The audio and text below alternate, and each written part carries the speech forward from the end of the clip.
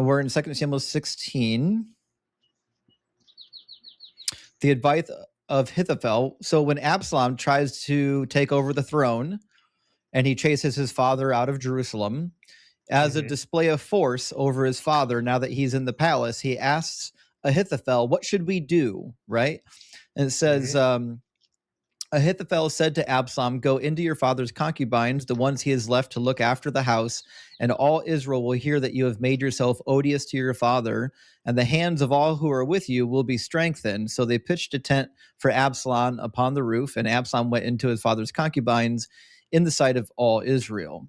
Should women in all time periods be allowed to say who sleeps with them? Okay, and you want to apply universal across all eras, correct? Yeah, this is easy. This should be a knockout for you. All you have to say is yes. What's the yes? I'm just waiting for a yes that women should have autonomy over their bodies in all time periods.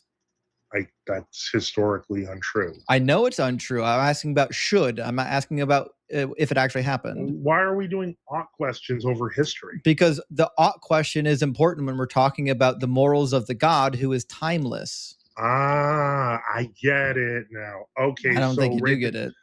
Yeah, I kind of do. Like, autonomy didn't exist 2,500 years ago, therefore God bad, right?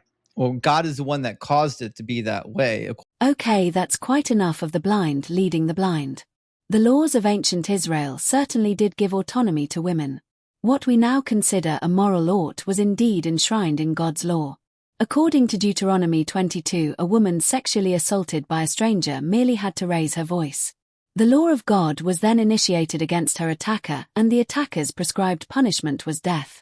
Is it reasonable to expect any of David's concubines to raise their voice? Yes. Expecting at least one woman out of 10 to show great courage is reasonable. Might she have been killed for resisting the spectacle? Yes. But murder was not taken lightly in ancient Israel, and Absalom had to walk a fine line between gaining momentum and overplaying his hand. Murdering a concubine, a father's daughter, a brother's sister would have been a very rash mistake. Now go and find a modern-day society that upholds such a severe punishment for men who violate women.